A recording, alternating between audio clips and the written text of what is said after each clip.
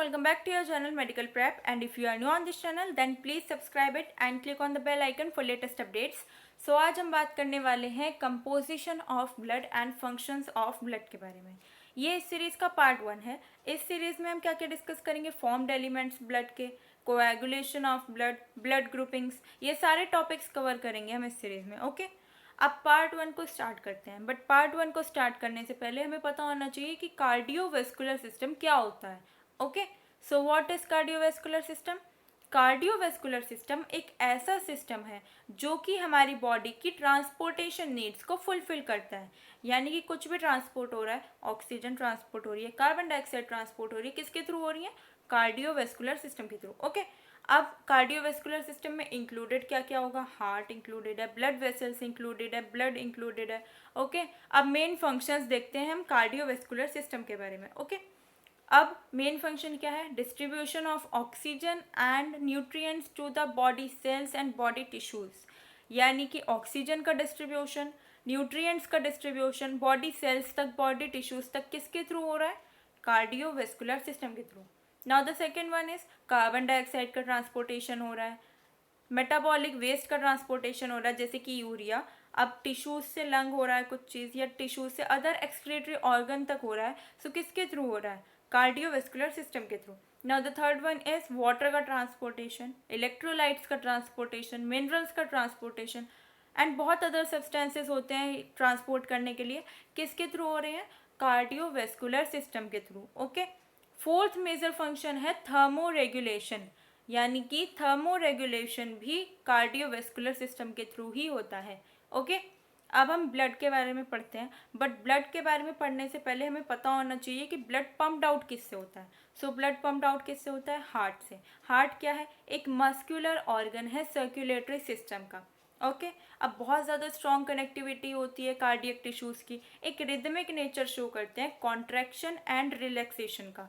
यानी कि जब कॉन्ट्रैक्शन एंड रिलैक्सेशन होगा तब एक फोर्स जनरेट होगी, एंड वो फोर्स हेल्प करेगी ब्लड को पंप आउट करने के लिए। यानी कि contraction, relaxation, contraction, relaxation, force generate हुई, एंड फोर्स किस में हेल्प करा उसने? ब्लड को पंप आउट कराने के लिए। ओके, अब ब्लड आखिर होता क्या है हम वो देख लेते हैं।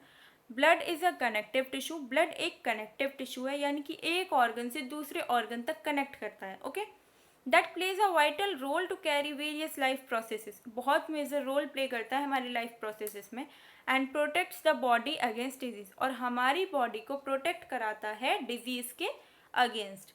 Now what is haematology? Study of blood is known as haematology. अब वो स्टडी ऑफ ब्लड सेल्स हो, study of blood cell fragments हो, स्टडी ऑफ ब्लड डिसऑर्डर्स हो, सब किसके अंडर आएंगे? हेमाटोलॉजी ब्रांच के under. Okay, composition of blood and functions of blood. Okay, blood is a connective tissue. Blood मैंने बताया अभी आपको कि कनेक्टिव टिश्यू है। Having a liquid matrix with cells and cell fragments. एक लिक्विड मैट्रिक्स हैव करता है जिसमें सेल्स होंगी, सेल फ्रेगमेंट्स होगा। आपके पूरे टोटल बॉडी वेट में से 8% ब्लड होगा। ओके, अब अडल्ट फीमेल की बात करते हैं एंड अडल्ट मेल की बात करते हैं। अडल्ट फीमेल में कितना होगा? 4 to 5 litre, and adult mail में कितना होगा? 5 to 6 लीटर। ये डायरेक्ट क्वेश्चन भी आ सकता है MCQ कि अडल्ट फीमेल में कितना लीटर होगा एवरेज, एंड अडल्ट मेल में कितना होगा, तो आप याद रखिएगा। ओके, नाउ अब इसको 2 पार्ट्स में हमने डिवाइड कर दिया, that is blood plasma and formed elements. Plasma कितना होगा? 55% of blood, and formed elements 45% of blood. Plasma क्या है? A clear extra cellular fluid, and formed elements में क्या आएगा? ब्लड सेल्स आएंगी, प्लेटलेट्स आएगा। ओके, नाउ नेक्स्ट देखते हैं हम ब्लड प्लाज्मा के बारे में। यानी कि 55% ऑफ ब्लड मैंने अभी बताया, यानी 2.7 to 3 litre average in human constitute क्या करेगा? Blood plasma. Blood's liquid medium जिसका गोल्डन येलो कलर होगा। ब्लड प्लाज्मा में क्या होगा? 92% वाटर होगा, एंड 8% प्लाज्मा प्रोटीन्स होंगे, एंड अदर छोटे अमाउंट्स में सब्सटेंसेस होंगे। ओके, कंपोनेंट्स ऑफ प्लाज्मा क्या है? Over 70% solids in plasma are protein. 70% solids plasma में प्रोटीन्स होते हैं, जैसे कि इम्यूनोग्लोब्यूलिन। इम्यूनोग्लोब्यूलिन क्या? Circulating antibodies, serum albumin, एपोलिपोप्रोटीन्स, transport lipids, transferrin, trans means transport, and ferrin indicates iron, यानी कि transport iron. And blood clotting proteins जो कि क्या है, फिब्रिनोजन एंड प्रोथ्रोम्बिन। ओके, इस पर डायरेक्ट क्वेश्चन आ सकता है कि ब्लड क्लोटिंग प्रोटीन्स कौन से होते हैं, so fibrinogen and prothrombin. Okay, now plasma proteins, proteins present in the blood plasma as a mixture of proteins जो प्लाज्मा में प्रेजेंट होते हैं वो किसका मिक्सचर होते हैं, lipoproteins, glycoproteins and other conjugated proteins जो कि सेपरेटेड होते हैं सॉल्ट प्रेसिपिटेशन टेक्निक से, इलेक्ट्रोफेरेसिस टेक्निक से एंड इम्यूनोलॉजिकल टेक्निक से। ओके, नेक्स्ट देखते हैं, अब हमने 3 पार्ट्स में इसको डिवाइड कर दिया, plasma protein, blood clotting factors and other substances. अब प्लाज्मा प्रोटीन में क्या क्या इंक्लूडेड है वो देख लेते हैं, एल्ब्यूमिन, ग्लोब्यूलिन एंड फिब्रिनोजन।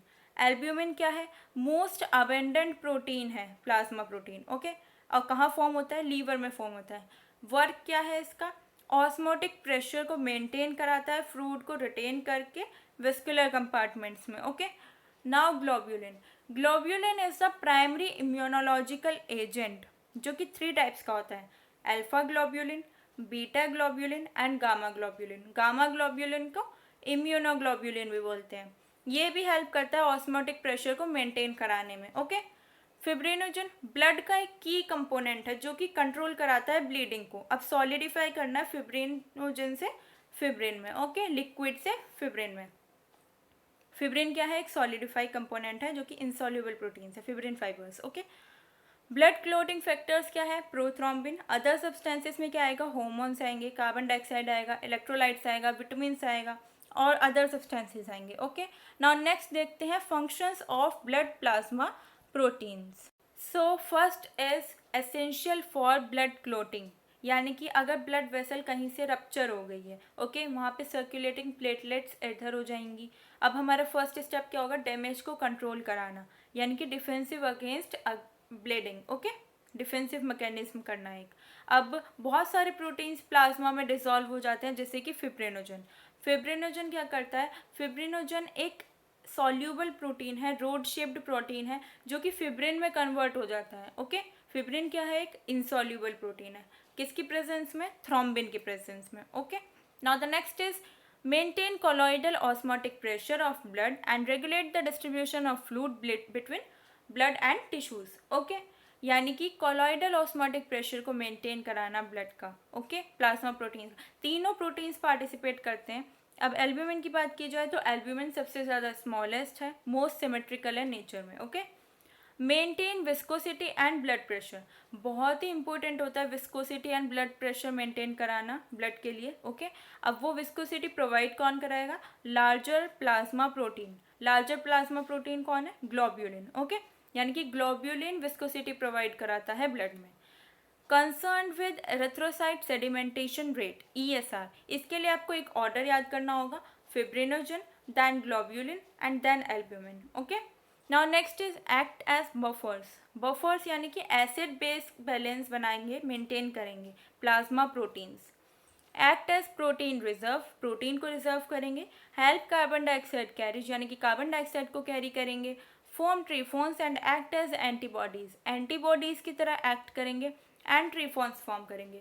ट्रीफॉन्स क्या होते हैं, बॉडी सेल्स और बॉडी टिश्यूज को नरिश करते हैं। Okay, and helps to transport certain substances and blood, transport कराने में सब्सटेंसेस को ब्लड में हेल्प करते हैं। ओके, सो ये वीडियो ज़्यादा लंबी ना हो आपके लिए तो इसको यहीं ओवर करते हैं।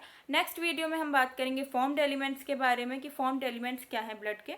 So let's over this video. Thank you for watching me. I hope आपको ये वीडियो अच्छी लगी हो, and if you like this video please like, share and comment below. Thank you.